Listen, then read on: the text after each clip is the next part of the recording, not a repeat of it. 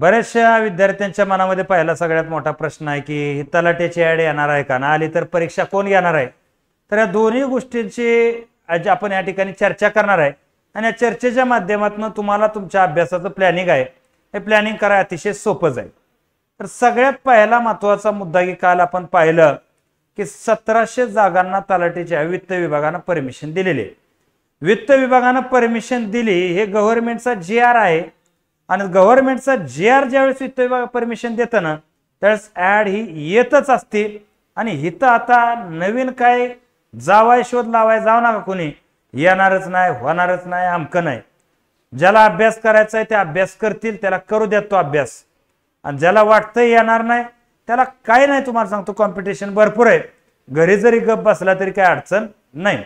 त्यामुळे पहिलं मनातून एक गोष्ट काढून टाका, ऍडचं काय तर ऍड येणारच आहे, हे पहिली गोष्ट लक्षात घेणं आवश्यक आहे। आता दुसरा मुद्दा असा आहे की ऍड आलीच तर कधी, तर आता आपण पाहिलं की 150 दिवसाचा जो प्रोग्राम आहे, तुम्हाला असं वाटत असेल की इतकं मोठं खोटं एखाद्या मुख्यमंत्र्याला बोलता येतं, असं शक्य नसतं। हे राज्य चालवायचे जनमत लागतं, हे डायरेक्ट इतकं विधानसभेत उभा राहून किंवा मीडिया पुढे जाऊन किंवा गव्हर्नमेंट जीआर काढून दडदडीत खोटं बोलता येत नसतं। तर या 150 दिवसाच्या जीआर मध्ये म्हणजे 150 दिवसामध्ये जी बिंदू नामावली तयार करायची, हे बिंदू नामावली म्हणजे काय असतं, कोणत्या डिपार्टमेंटमध्ये किती जागा आहेत ते तयार करून एक ऍड डिक्लेअर करायची, आणि ही ऍड 75,000 पदांची राहील असं सांगितलेलं आहे। मग यात पोलीस भरती वन भरती सगळं येऊ शकतं, त्यामध्ये तलाठी नगर परिषद या तुमच्या आवडत्या पोस्ट।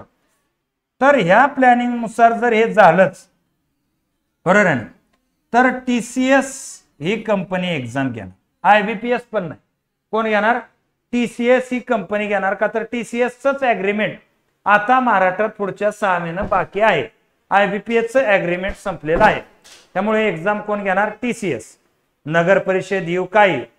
आणि आता ह्याच्यात अजून एक मॅटर असा आहे की बऱ्याचशा विद्यार्थ्यांचं म्हणणं आहे की तलाठी जिकडे व्हायची म्हणजे बाकीच्या परीक्षा जिकडे व्हायच्या तिकडे होत्या, पण तलाठी आणि नगर परिषदेमधली कर निर्धारकची जागा जी आहे ह्या दोन ऍड ह्या एमपीएससी कडे जाऊ द्यात, भले ही एक्झाम 2026 ला होत्यात पण या जागा कुठं जाऊ द्यात, एमपीएससी कडे जाऊ द्यात, असं बऱ्याच जणांचं म्हणणं आहे, मागणं आहे।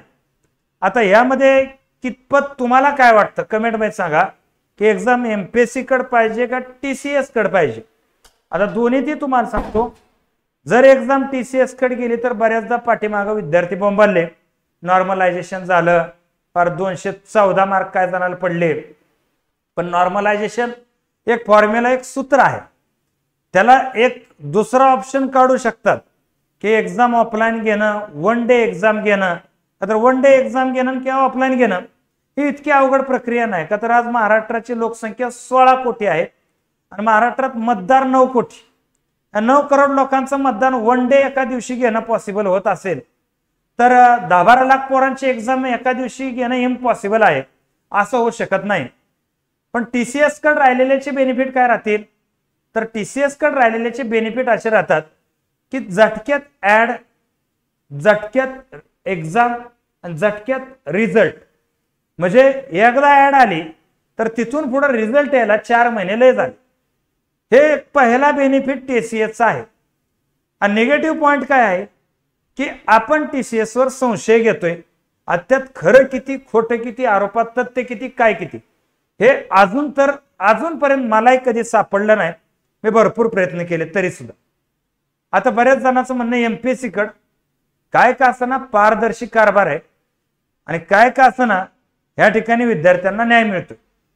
परंतु दुसरी महत्वाची गोष्ट बघितली, 30 एप्रिल 2023 ला जी पूर्व झाली कंबाईनची त्याचा रिझल्ट काल लागलाय, म्हणजे 2.5 वर्षानंतर रिझल्ट लागलाय।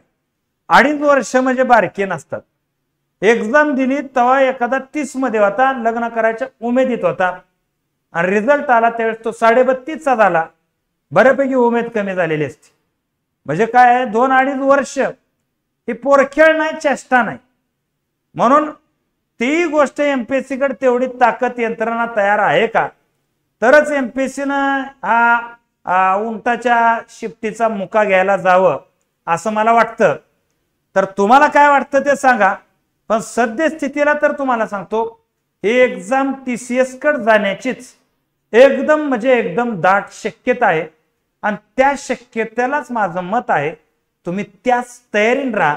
का तर MPSC जरी गेलं तरी मराठी करणंच आहे, इंग्रजी करणंच आहे, गणित बुद्धिमत्ता करणंच आहे आणि GK करणंच आहे. कुठं जरी गेलं तरी हे चुकणार नाही. येते लक्षात. तर तुमच्या कमेंट अभिप्राय कळवा. बाकी पुढे बघूयात. तर या ठिकाणी मी थांबतो.